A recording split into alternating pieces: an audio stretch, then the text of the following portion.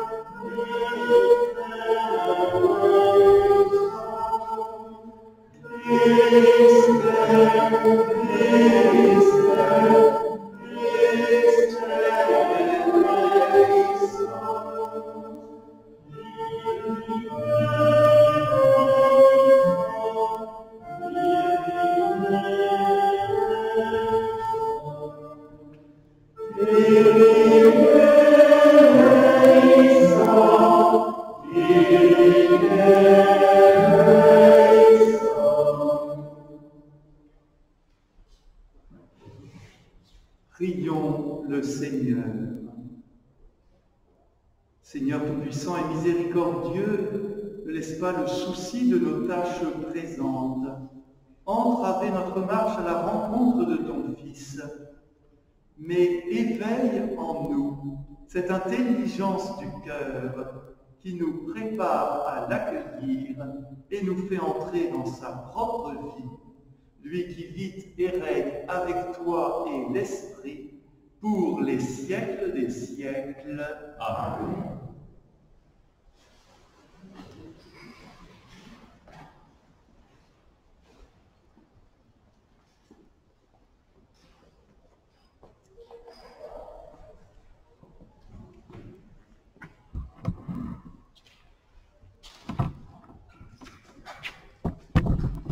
Lecture du livre du prophète Isaïe. Consolez, consolez mon peuple, dit votre Dieu. Parlez au cœur de Jérusalem. Proclamez que son service est accompli, que son crime est expié, qu'elle a reçu de la main du Seigneur le double pour toutes ses fautes. Une voix proclame: dans le désert, préparez le chemin du Seigneur. Tracez droit dans les terres arides une route pour notre Dieu. Que tout ravin soit comblé, toute montagne et toute colline abaissée. Que les escarpements se changent en plaine et les sommets en larges vallées. Alors se révélera la gloire du Seigneur et tout être de chair verra que la bouche du Seigneur a parlé. Monte sur une haute montagne, toi qui portes la bonne nouvelle à Sion. Élève la voix avec force, toi qui portes la bonne nouvelle à Jérusalem. Élève la voix, ne crains pas. Dis aux villes de Juda: voici votre Dieu, voici le Seigneur Dieu. Il vient avec puissance, son bras lui soumet tout. Voici le fruit de son travail avec lui, et devant lui son ouvrage. Comme un berger, il fait paître son troupeau. Son bras rassemble les agneaux, il les porte sur son cœur, il mène les brebis qui allaitent. Parole du Seigneur.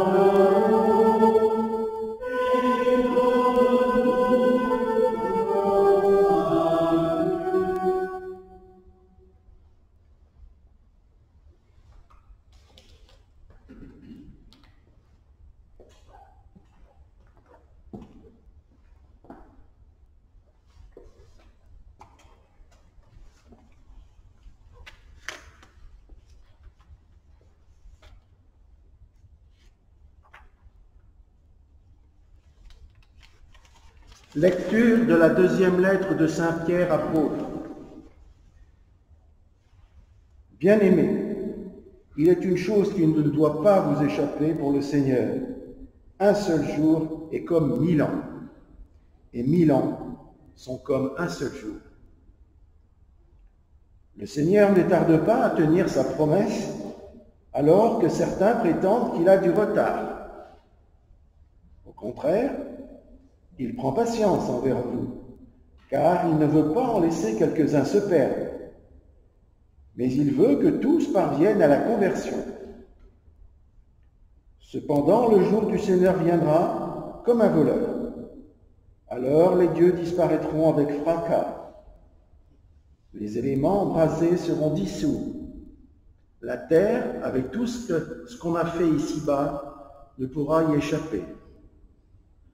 Ainsi, Puisque tout cela est en voie de dissolution, vous voyez quels hommes vous devez être, en vivant dans la sainteté et la piété, vous qui attendez, vous qui hâtez l'avènement le jour de Dieu, ce jour où les cieux enflammés seront dissous, où les éléments embrasés seront en fusion.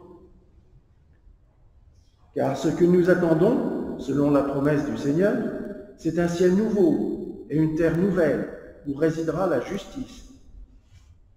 C'est pourquoi, bien-aimés, en attendant cela, faites tout pour qu'on trouve sans tâche, qu'on vous trouve sans tâche ni défaut dans la paix. Parole du Seigneur.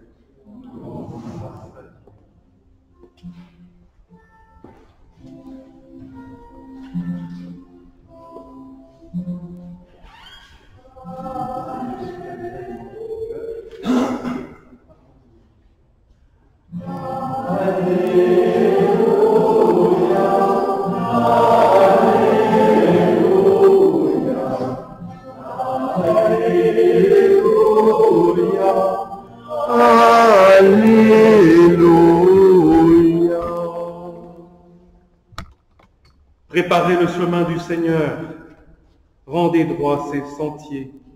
Tout être vivant verra le salut de Dieu. Alléluia, Alléluia, Alléluia.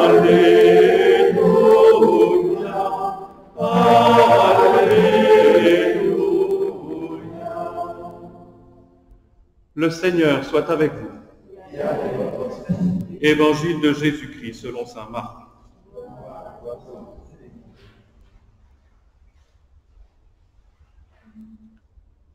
Commencement de l'évangile de Jésus, Christ, Fils de Dieu. Il est écrit dans Isaïe le prophète, « Voici que j'envoie mon messager en avant de toi, pour ouvrir ton chemin. Voix de celui qui crie dans le désert, préparez le chemin du Seigneur, rendez droit ses sentiers. » Alors Jean, celui qui baptisait, parut dans le désert. Il proclamait un baptême de conversion pour le pardon des péchés. Toute la Judée, tous les habitants de Jérusalem se rendaient auprès de lui, et ils étaient baptisés par lui dans le Jourdain, en reconnaissant publiquement leurs péchés. Jean était vêtu de poils de chameau, avec une ceinture de cuir autour des reins. Il se nourrissait de sauterelles et de miel sauvage. Il proclamait « Voici venir derrière moi celui qui est plus fort que moi. Je ne suis pas digne de m'abaisser pour défaire la courroie de ses sandales. Moi, je vous ai baptisé avec de l'eau, lui vous baptisera dans l'Esprit Saint. » Acclamons la parole de Dieu.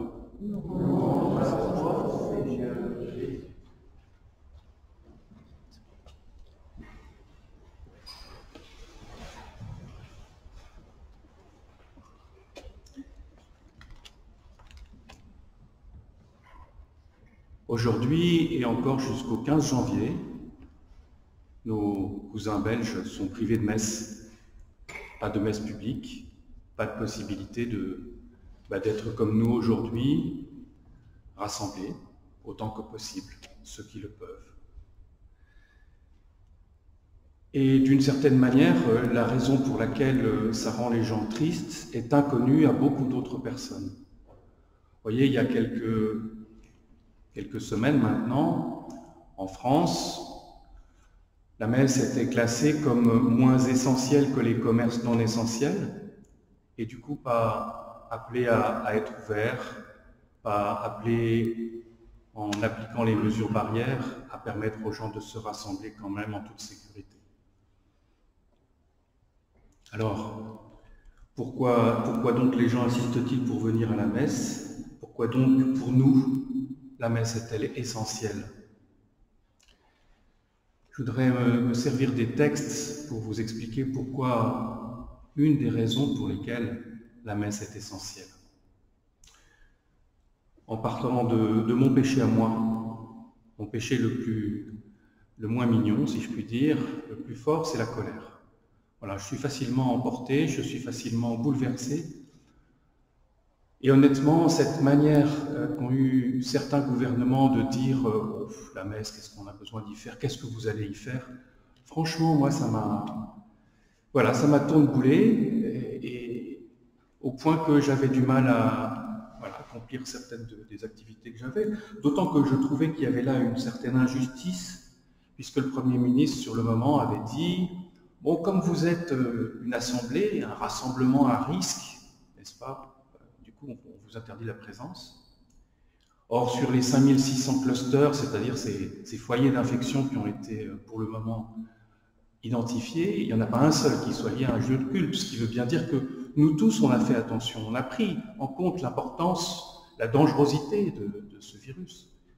Et pourtant, voilà, on nous demandait de ne pas venir là. Et pour moi, c'était d'autant plus pénible à vivre, d'autant plus humiliant que, comment dirais-je, voilà, pour moi, c'est un des moments où je vis le plus intensément dans ma vie. Bien sûr, il y a ma famille, il y a les amis, etc. Mais j'ai l'impression de venir déposer là aujourd'hui, au pied du Seigneur, tout ce que je suis et d'être un peu transformé. Et puis j'avais l'impression que, d'une certaine manière, la société, ne serait-ce que par le discours du président de la République quand il était au Bernardin, reconnaissait tout l'apport des chrétiens et un apport qui vient puiser dans ce suc qu'est la messe. Voilà, alors donc j'étais en colère, et je ne dis pas que c'était bien, et je ne dis pas que j'avais raison, et je ne dis pas qu'il n'y ait pas parmi vous des gens qui soient au contraire choqués qu'on puisse tenir des propos comme ça, etc. Qu'importe. Je veux dire par là que, voilà, à des moments ou à d'autres, on est saisi par nos problèmes personnels, par le problème des temps, et du coup on est dans la colère, dans la tristesse, ça ne va plus. Alors précisément, moi, ce que je viens chercher à la messe, dans la présence du Seigneur et dans votre présence, c'est la consolation. Le Père Javary l'a dit tout à l'heure, en commençant, le thème d'Isaïe est d'une certaine manière le thème de tout ce qui nous est proposé aujourd'hui, c'est la consolation. Voilà, quand on est triste, quand on est en colère, quand on est loin de ce qu'on devrait être, eh bien, le Seigneur vous accueille. Les péchés sont déjà pardonnés, proclame-t-il. Il suffit de se présenter devant lui. Et déjà, il ouvre les bras. Dans une partie du psaume que l'on n'a pas lu, il nous prend dans les bras comme on prend un agneau pour nous consoler. Vous imaginez ce petit agneau dans les bras du Seigneur? Voilà. Moi, j'ai le sentiment que c'est un peu comme ça. Et d'une certaine manière, il faut aussi prendre le temps que le Seigneur remplissent ses bras de nos corps, de nos âmes, pour nous apaiser. D'autant que la lettre de Pierre disait tout à l'heure, le Seigneur n'a pas le même calendrier que nous. Pour lui, le 15 janvier, 15 décembre, 15 février, à ses yeux, 1000 ans sont comme un jour. Patience, prenez patience, parce que le Seigneur est patient avec chacun d'entre nous. C'est un peu comme, vous savez, au départ de certains cars où on doit le prendre et puis on est le dernier et puis on regarde sa montre et on se dit j'arriverai jamais à l'attraper, c'est fichu. Et puis le car ne va pas attendre, c'est normal. Est-ce que les 50 personnes qui sont dans le car vont m'attendre? Ben oui, le Seigneur, il arrête le car pour attendre que nous soyons prêts. Il est patient, il nous invite à la patience, avec les autres, avec les gouvernements et avec nous-mêmes. Parce que finalement, ceux qui sont en retard dans la conversion, c'est rarement les autres, c'est rarement davantage les gouvernements, en général c'est nous. Moi je suis tout le temps en retard dans la conversion. Et je demande au Seigneur, et je vous demande à vous, la patience. On vient chercher la patience, on vient chercher la consolation, mais il ne s'agit pas d'un opium, comme disait Marx, parlant d'un opium du peuple, c'est-à-dire une sorte d'anesthésie générale. La consolation que nous donne le Seigneur, ça n'est pas une anesthésie générale, c'est même pas une bonne nouvelle comme certains qui aiment le foot et qui tout d'un coup sont rassurés sont consolés parce qu'après une mauvaise semaine au boulot, leur équipe préférée a gagné un match. C'est pas de cet ordre-là la consolation du Seigneur. C'est une consolation qui relève, qui vous remet dans le droit chemin, qui vous redonne des forces pour accomplir quoi? La mission qu'il donne à chacun, c'est-à-dire d'être là où il est, de son mieux, tourné dans la bonne direction. Au fond, le Seigneur ne nous demande pas grand-chose, il nous demande d'être nous-mêmes pleinement, et ça suppose de l'accueillir. La consolation que donne le Seigneur, c'est une consolation qui remet debout, qui redonne de l'ambition, qui redonne du cœur à l'ouvrage, et qui nous remet les deux mains dans le cambouis ou dans le sable. Les Hébreux étaient un peu comme des croyants d'aujourd'hui, c'est-à-dire un tout petit peuple. Et à l'époque où Isaïe parle, ces Hébreux, ils étaient effectivement menacés de diminuer progressivement. Peut-être que leur culture, que leur religion, que leur foi allait se dissoudre parce qu'ils étaient emmenés à Babylone et que sur les rives de ce grand fleuve, de l'Euphrate, je crois, sur les rives de ce fleuve, au fond, les grands temples, les dieux à servir, c'était plus du tout le Dieu d'Israël. La langue n'était même plus la leur. Et ils avaient peur que leurs enfants ne prient plus comme eux. Ça nous ressemble un petit peu parfois. Eh bien, le Seigneur leur a assuré qu'il fallait être consolé parce qu'il y avait moyen de s'en sortir et qu'à la fin, la victoire était certaine.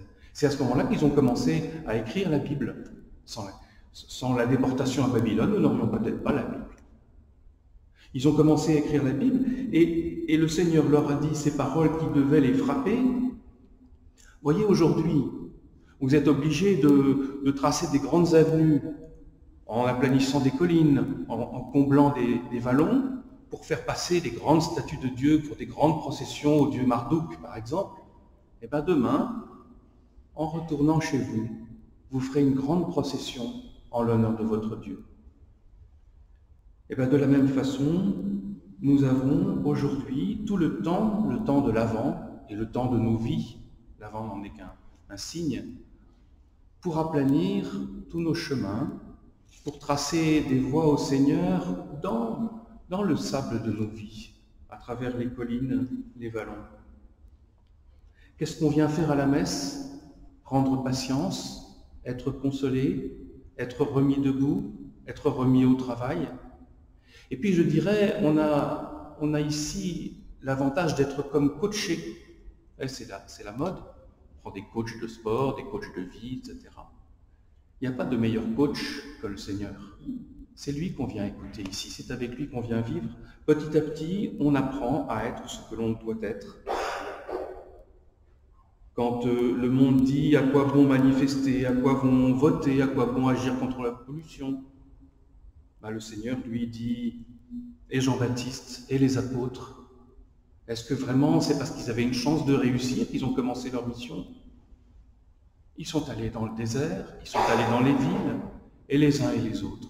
Ils ont prêché, ils ont annoncé qu'il s'agissait de nouveau d'un commencement, comme le commencement de cet évangile de Marc que nous venons d'entendre. Parce que le monde dit « Oh, celui-là, on ne le changera plus », et parfois il le dit par rapport à nous. Et Jean-Baptiste dit « Convertissez-vous ». Et le Seigneur dit « Il y a de la place, le quart vous attend ». On nous dit parfois « Oui, mais les autres, les méchants ne comprennent que la force, alors utilisons la force ». Et on apprend ici que le mal ne peut pas être vaincu avec les instruments du mal, et qu'à la fin, c'est le bien qui triomphe toujours. On nous dit, il n'y a plus rien à faire, et Jean-Baptiste dit, aplanissez, annoncez, ayez confiance, soyez fidèles. Voilà la route qui nous est proposée. Et de 1000 façons, le Seigneur nous éduque. Ce psaume, le psaume 184 que nous venons de lire tout à l'heure, vraiment, je vous le conseille, c'est un des plus beaux, des plus intelligents pour découvrir ce qu'est l'humanité. Il nous dit « Amour et vérité se rencontrent, justice et paix s'embrassent ». On pourrait parler des heures là-dessus, mais juste deux mots.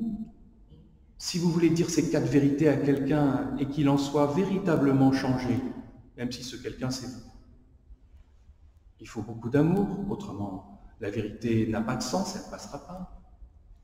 Si vous voulez faire la paix avec quelqu'un, avec Dieu ou avec vous, il faut de la justice. Alors c'est vrai que parfois, il y a quand même besoin d'un peu de colère pour que la justice passe, mais pas de vraie paix définitive sans que les différentes parties aient trouvé quelque chose qui soit satisfaisant eu égard à la justice. Voilà. Voilà pourquoi je viens à la messe, pour rencontrer le Seigneur, pour qu'il me donne de la force, parce que c'est un coach un peu particulier qui ne reste pas sur les bords du ring avec une éponge. Il ne reste pas avec l'éponge, au fond, c'est lui qui a plongé le premier. C'est lui qui monte sur le ring quand je ne peux plus, quand je ne sais plus faire. Il nous apprend tous, semaine après semaine, jour après jour, année après année, à devenir comme des Jean-Baptistes. Et c'est ça qu'on est appelé à faire. À notre tour de consoler son peuple, de consoler nos proches, d'aider les uns et les autres à prendre patience, à vivre à la fois dans la vérité et dans l'amour, dans la justice et dans la paix. Jean-Baptiste ne sait pas exactement ce qu'il fait. Il ne comprend pas exactement ce que c'est que le baptême dans l'esprit. Mais il suit sa mission. Il est là, il crie parfois dans le désert. Puissions-nous écouter Jean-Baptiste, écouter le Seigneur agir en nous, nous appeler, nous envoyer, et devenons nous-mêmes des Jean-Baptistes. Amen.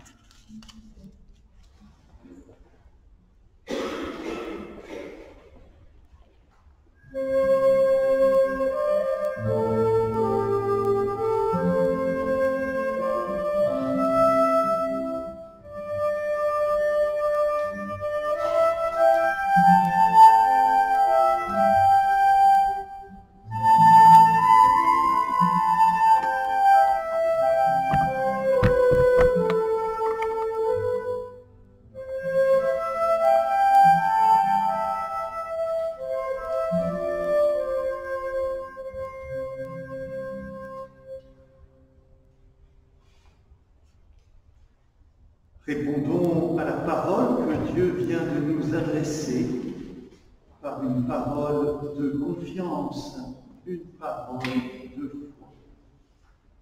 Je crois en Dieu, le Père puissant, Créateur du ciel et de la terre, et en Jésus-Christ, son Fils unique, notre Seigneur, qui a été conçu du Saint-Esprit, est né de la Vierge Marie, a souffert sous Ponce Pilate, a été crucifié, est mort et a été enseveli, et est descendu aux enfers. Le troisième jour est ressuscité des morts, est monté aux cieux, est assis à la droite de Dieu, le Père Tout-Puissant, d'où il viendra juger les vivants et les morts. Je crois en l'Esprit Saint, à la Sainte Église catholique, à la communion des saints, à la rémission des péchés, à la résurrection de la chair, à la vie éternelle. Amen. Tandis que nous attendons l'avènement de notre Seigneur Jésus-Christ, nous lui présentons toutes nos intentions de prière pour qu'il apporte le salut au monde d'aujourd'hui.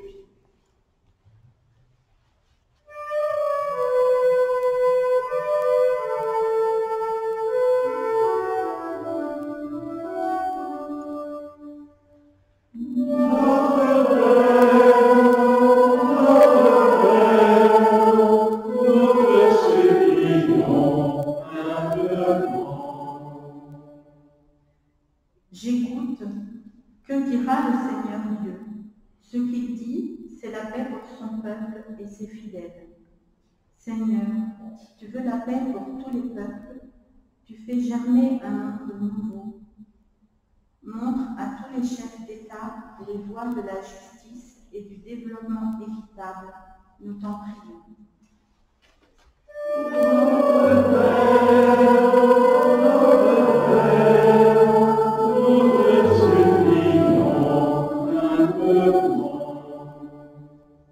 Justice et paix s'embrassent. Seigneur, tu nous annonces avec la fête de Noël la paix sur notre terre, pour que tous les hommes de bonne volonté s'unissent au service de la justice et du bien de tous, nous t'en prions. Notre Père,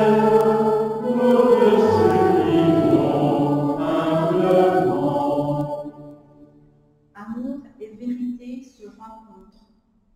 Seigneur, tu es bonne nouvelle pour les hommes que tu aimes. Regarde les malades et les soignants avec amour. Sois aux côtés de ceux qui peinent et qui espèrent en ta promesse. Qu'ils trouvent place auprès de toi le jour de ton retour, nous t'en prions.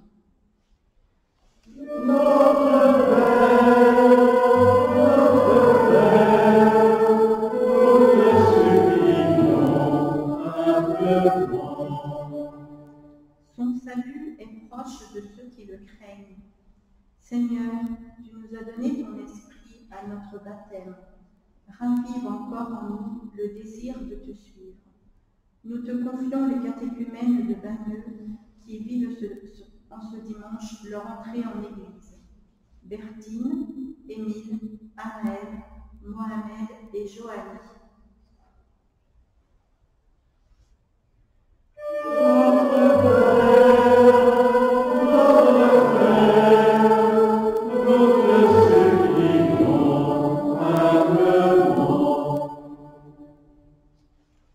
Oui, Seigneur, alors que nous cheminons vers les fêtes de la Nativité, écoute la prière de ton peuple, donne-nous la joie d'être exaucés par Jésus le Christ, notre Seigneur. Amen. C'est le moment de la quête. Merci de votre offrande.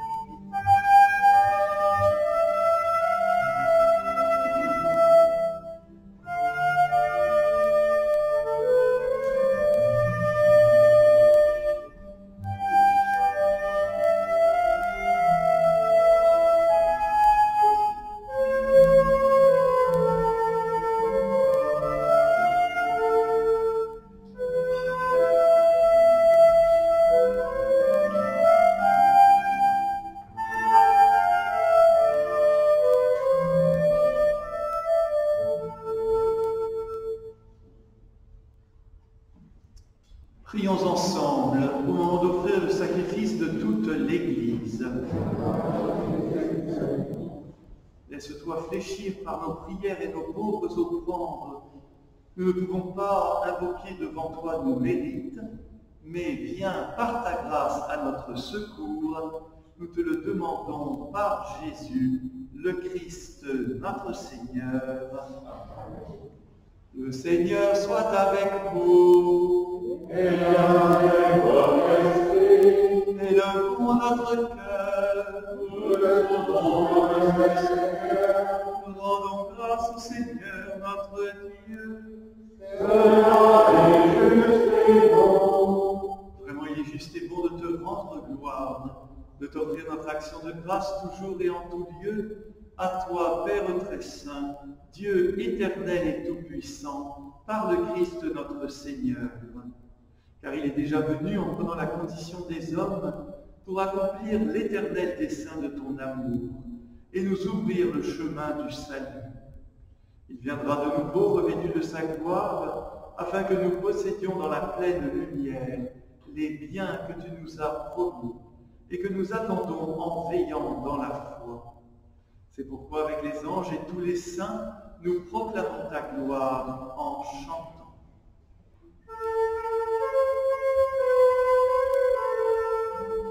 Sanctus, Sanctus, Sanctus, Dominus Deus Sanctus, Sanctus, Sanctus, Dominus Deus Sanctus,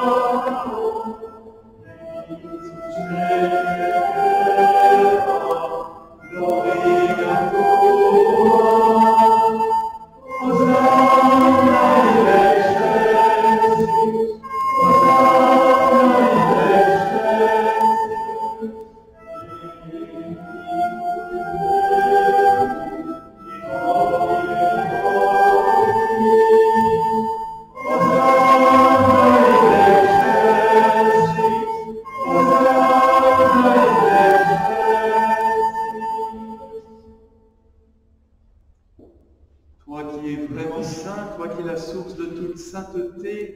nous voici rassemblés devant toi.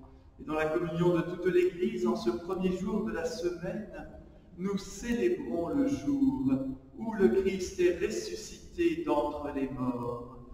Par lui que tu as élevé à ta droite, Dieu notre Père, nous te prions. Sanctifie ces offrandes en répandant sur elles ton esprit, qu'elles deviennent pour nous le corps et le sang de Jésus, le Christ, notre Seigneur. Au moment d'être livré et d'entrer librement dans sa passion, il prit le pain, il rendit grâce, il le rompit et le donna à ses disciples en disant : « Prenez et mangez-en tous, ceci est mon corps livré pour vous. »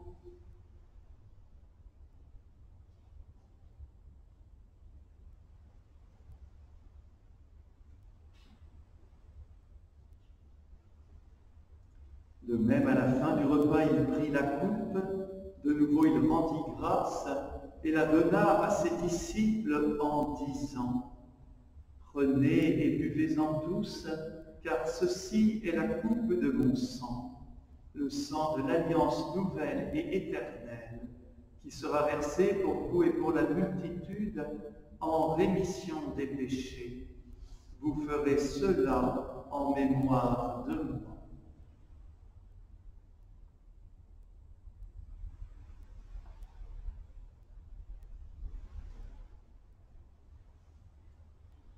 Gloire à toi qui étais mort, gloire à toi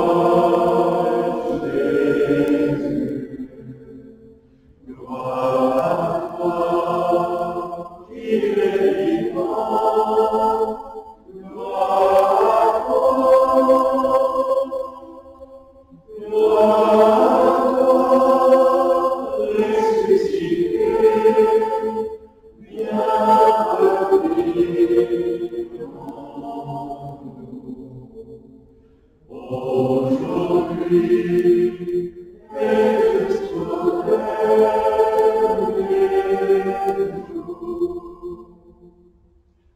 Nous faisons mémoire de la mort et de la résurrection de ton Fils, et nous t'offrons, Seigneur, le pain de la vie et la coupe du salut.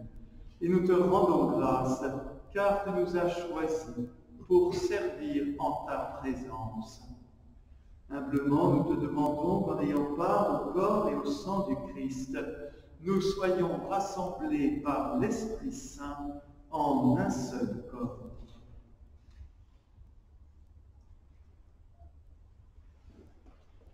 Souviens-toi, Seigneur, de ton Église répandue à travers le monde. Fais-la grandir dans ta charité, avec le pape François, notre évêque Matthieu, et tous ceux qui ont la charge de ton peuple.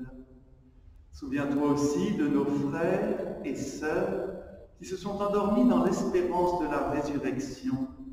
Nous te confions nos frères et sœurs. Nous avons célébré les funérailles cette semaine. Simone Bussy, Yvonne Bellic, Olivier Gervelat et André Michel. Oui, souviens-toi de tous les hommes qui ont quitté cette vie. Reçois-les dans ta lumière auprès de toi. Sur nous tous, enfin, nous implorons ta bonté. Permets qu'avec la Vierge Marie, la bienheureuse Mère de Dieu, avec les apôtres et les saints de tous les temps qui ont vécu dans ton amitié, nous ayons part à la vie éternelle et que nous chantions ta louange par Jésus-Christ, ton Fils bien-aimé. Par lui, avec lui et en lui. Amen.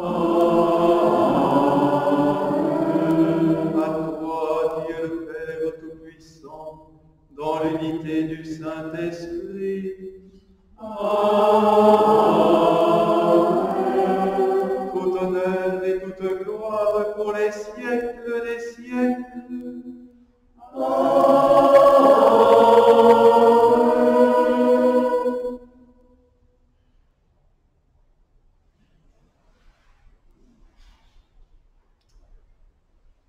Portés par l'Esprit Saint qui nous donne toujours les consolations de Dieu, d'un même cœur nous disons: Notre Père qui es aux cieux, que ton nom soit sanctifié, que ton règne vienne, que ta volonté soit faite sur la terre comme au ciel.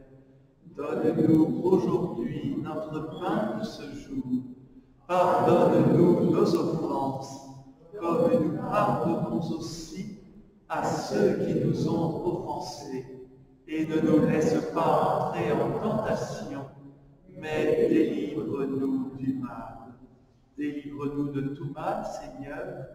Donne la paix à notre temps. Par ta miséricorde, libère-nous du péché. Rassure-nous devant les épreuves. En cette vie, nous espérons le bonheur que tu promets et l'avènement de Jésus-Christ, notre Sauveur. Car c'est à toi qu'appartiennent le règne, la puissance et la gloire, pour les siècles des siècles. Seigneur Jésus-Christ, tu as dit à tes apôtres: je vous laisse la paix, je vous donne ma paix. Ne regarde pas nos péchés, mais la foi de ton Église, pour que ta volonté s'accomplisse. Donne-lui toujours cette paix et conduis-la vers l'unité parfaite, toi qui règnes pour les siècles des siècles. Amen. Que la paix du Seigneur soit toujours avec vous. Et avec votre esprit. Frères et sœurs, dans la charité du Christ, donnez-vous la paix. La paix du Christ. La paix du Christ. La paix du Christ.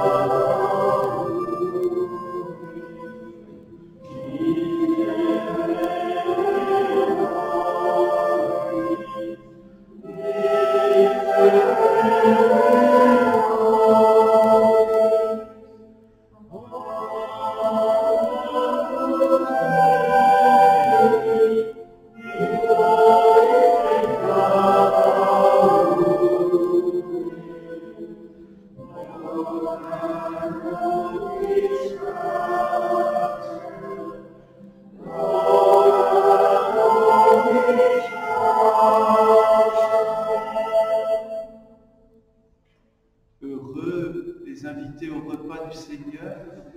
Voici l'agneau de Dieu qui enlève le péché du monde. Seigneur, je suis ravi de te recevoir. Béni soit la parole de ce Saint.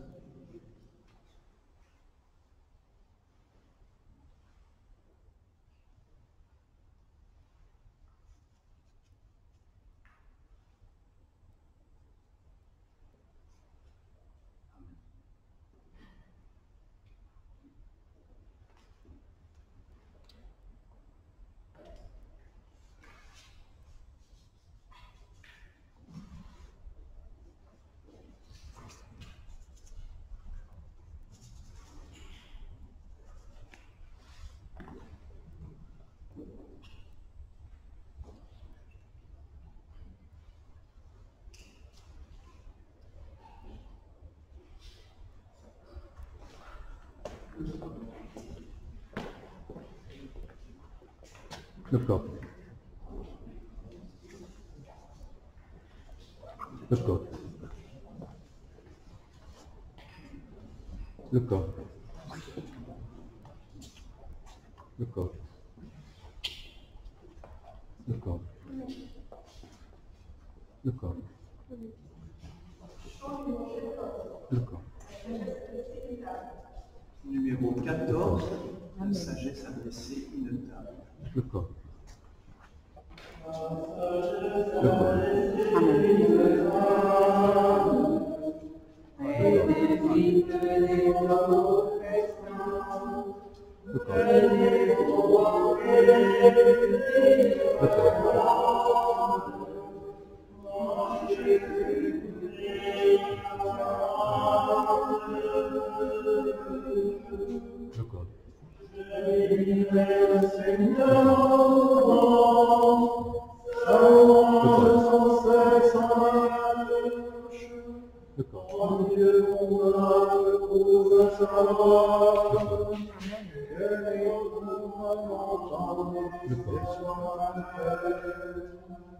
corps.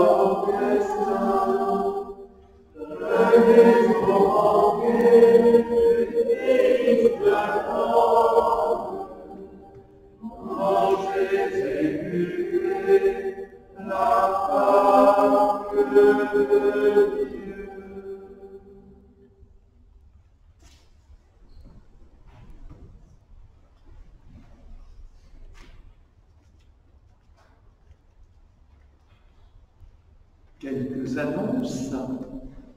Alors, vous l'avez compris, avec cette jauge plus raisonnable dans nos églises, nous pouvons reprendre nos horaires habituels, avec simplement une messe en plus, celle du samedi soir, 18h à Saint-Hermeland. On va donc continuer tout le mois de décembre. Et puis après, on verra. Mardi, c'est l'Immaculée Conception, mardi 8 décembre, grande fête. Il y aura 2 messes, à 9h le matin à la Pentecôte et à 19h à Sainte-Monique. On a privilégié les grandes églises. 9h la Pentecôte, 19h Sainte-Monique pour fêter l'Immaculée Conception. Nous continuons aussi notre série thème d'année, passer de la peur à la confiance, et cette semaine avec un couple d'amoureux qui a bien des obstacles à franchir avant que de pouvoir s'unir. Toby et Sarah, vous trouverez sur la chaîne YouTube la vidéo les présentant et présentant surtout comment ils sont passés de la peur à la confiance. C'est aussi la période, vous le savez, où nous rappelons l'importance de votre contribution à la vie de l'Église par le denier de l'Église. C'est particulièrement important cette année où on a perdu des plumes financières à cause des 2 confinements. Mais je sais qu'on peut compter sur votre générosité, je vous en remercie beaucoup. Et voilà, c'est le moment, si vous ne l'avez pas déjà fait, de prendre les grandes enveloppes bleues qui sont sur les présentoirs en sortant de l'église pour le denier. Et puis bien sûr, les autres informations sont sur le lien, disponible en version papier et aussi sur notre site internet. Prions le Seigneur. Plein de reconnaissance pour cette Eucharistie, nous te prions encore, Seigneur. Apprends-nous dans la communion à ce mystère, le vrai sens des choses de ce monde et l'amour des biens éternels.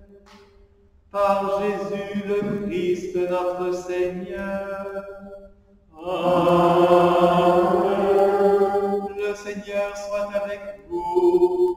Et avec votre esprit. Vous croyez que le Fils de Dieu est venu dans le monde et vous attendez le jour où il viendra de nouveau.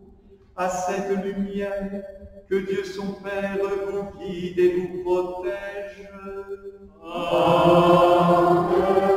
Qu'il rende ferme votre foi, joyeuse votre espérance et constante votre charité. Amen. La venue du Rédempteur pauvre parmi les pauvres est déjà pour nous une grande joie, quand il apparaîtra dans sa gloire, qu'il nous ouvre le bonheur sans fin. Amen. Et que Dieu Tout-Puissant bénisse, le Père, le Fils et le Saint-Esprit. Amen.